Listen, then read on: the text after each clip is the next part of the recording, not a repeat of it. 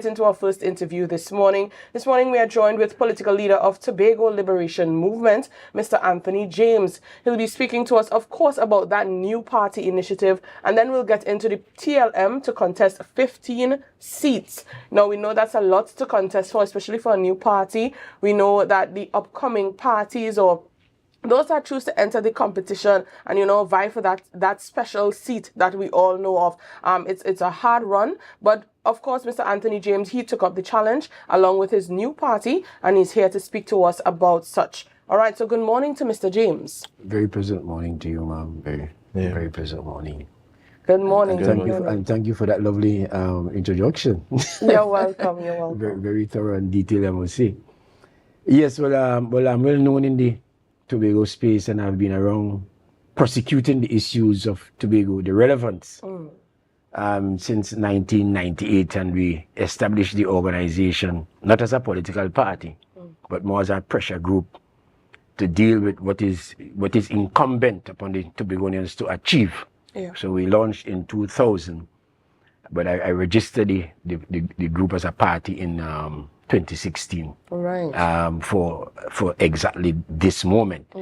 Because there needs to be change in Tobago, and there needs to be change in the relationship between Tobago and Trinidad. So if there's change in Tobago, there will be change in the relationship between Tobago and Trinidad. And it's the fundamental issue that is plaguing and afflicting the people of Tobago.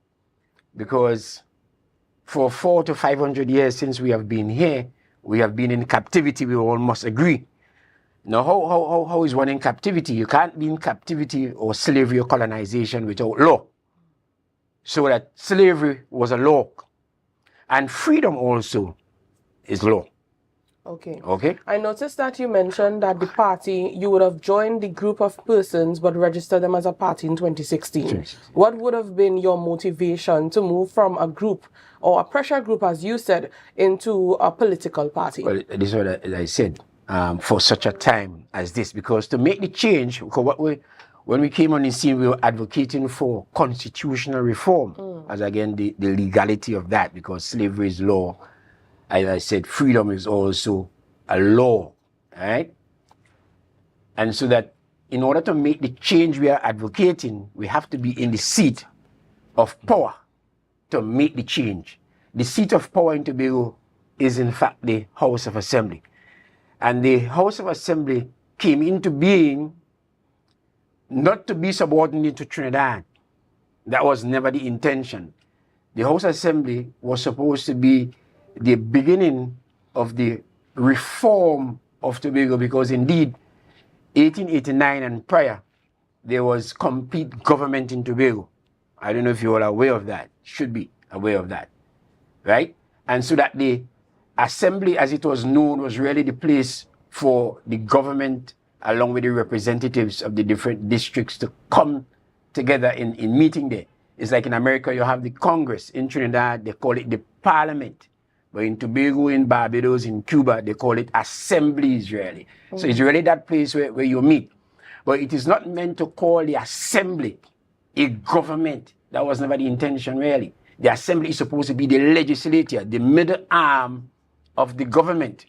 And the executive or the cabinet would be that what it is, the cabinet, the executive. Just as in Trinidad, you have the cabinet, but you have the parliament, and you also have the judiciary. Tobago has to arrive at that point, and we can't be delaying and dilly-dallying all the time. There has come a time, the time must come when Tobago jump this hurdle to have a complete government in Tobago, to be in charge of everything that lives and breathes in Tobago, the entire landmass, the entire sea space, the entire air space, and our lives. That is a right, and the intention of the Tobago Liberation Movement is from day one, when we win all 15 seats.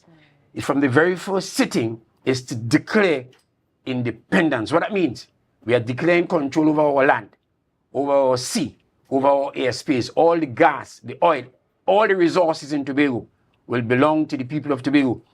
The people of Tobago, in a small number, 60,000 thereabout, where the majority population, the adult population will be about 30,000. the English-speaking people, Tobago will become the richest country, the richest nation in the English-speaking Caribbean. From day on, if you quantify the gas and oil reserves in Tobago water, right now the GDP in Trinidad and Tobago, the energy resources, is just the last time I checked, just between 21 to 23 billion dollars. The majority of which is coming from Tobago. So fundamentally, Tobago is responsible for the large sum of the foreign exchange that now passes for Trinidad and Tobago. Now, Mr. James, you shared passionately what your aims and your, basically the manifesto of the TLM was just a while ago. Yeah. Should you be put in such a seat, you and your party, as the governing body of Tobago, what would be your moves to make Tobago a better Tobago? Well, I answered the first, the question in part a while ago there when I speak about Tobago. Tobago cannot blossom under Trinidad or under anybody. And it was not meant, God did not mean for one nation, one people to be subjugated and be reportable to another nation. That is sinful and it is wrong. So from day one, the first step, as I said, is to declare and claim the right of the Tobagonian to manage himself, to manage herself.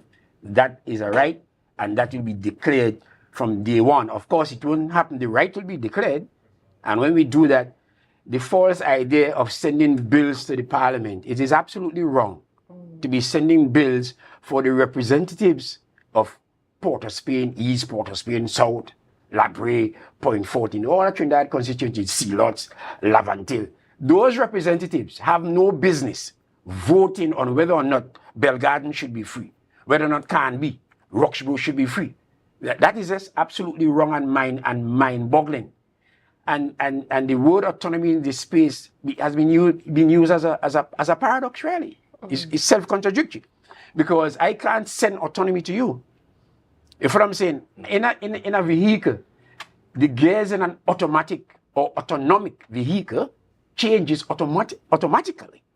Nobody else changes the gear for the vehicle, not even the driver. It is on its own, operating autonomically. So we've been having in Tobago passing for politics, respectfully. It's a whole set of backwardness, a whole set of unthought. People have not thought the ideas through, and they are putting that upon the population, right? So that Tobago owns nothing.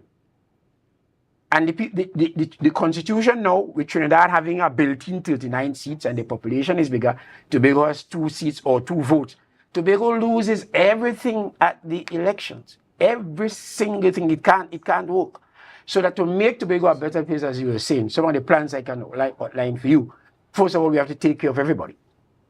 If it's one piece of bread we have to break it. Mm. So you mentioned that upon winning your 15 seats in the THA elections, that you would declare independence, and you somewhat linked that to the fight for Tobago to govern its own affairs in all spheres of governance. How do you deem to achieve this if you said that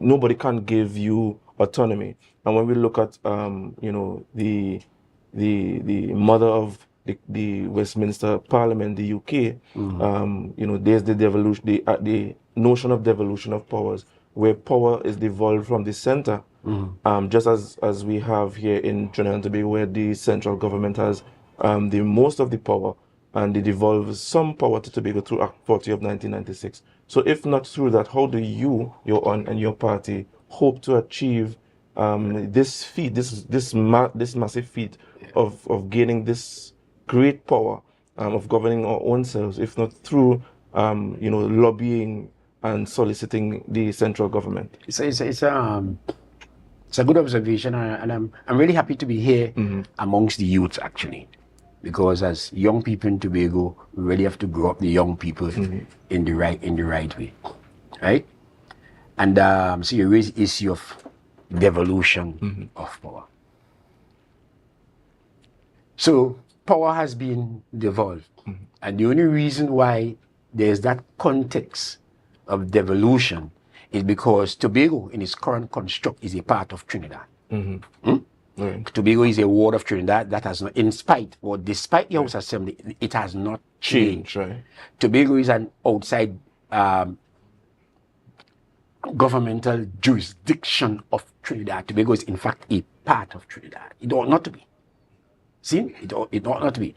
And prior to Tobago being fused to Trinidad, there was complete governmental structure, Right. complete government, right? And the right of the Tobago land, the fact that Tobago was made a ward in Trinidad and Tobago to Trinidad, not in modern times.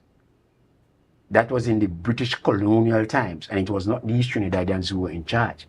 That was a British, an arrangement of the United Kingdom, the kingdom, that empire. And so that devolution to Tobago is really wrong. Right. You can't, because we're not part in the free sense. If you're thinking from bondage, then is legitimate. But then bondage is illegitimate. And so that when we are prosecuting and thinking in our heads, we have to think as the owners of Tobago. Slavery is done. Emancipation was enacted. Abolition of slavery. In the United Nations Charter, it says that every nation should be able to run their own affairs. Right. It is a law. And here the thing, Robinson has won that fight for us in 1977 when he moved successfully the motion for internal self-government. Not that the parliament gave the right, but it was a struggle and he had to do it. Right? So Robinson won that. From time the parliament accepted the fact, they acknowledged and accepted the fact by agreeing to internal self-government. It is saying, the parliament actually said in Trinidad and Tobago that an illegality exists, an illegitimacy exists, because colonization is illegitimate.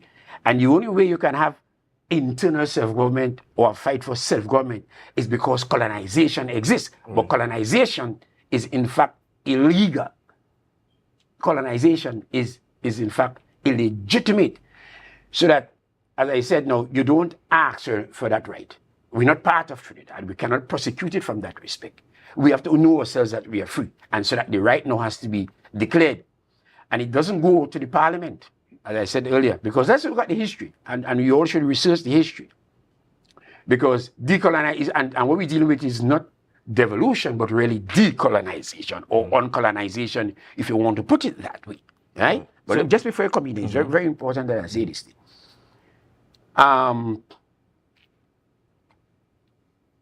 When the territories who were former colonies of the British Empire became independent or self-governed, the British Parliament didn't have to vote on it. They weren't required to vote. You know what happened? If you go back and check the history, they went to the Queen, they went to the Crown, the head of the empire or the head of the state, and simply declared to the head, the Queen at the time, that they are ready to govern themselves. And the Queen simply instructed the Parliament to delink the colonies. And the movement started out, first of all, as internal self-government, and then finished at self-government.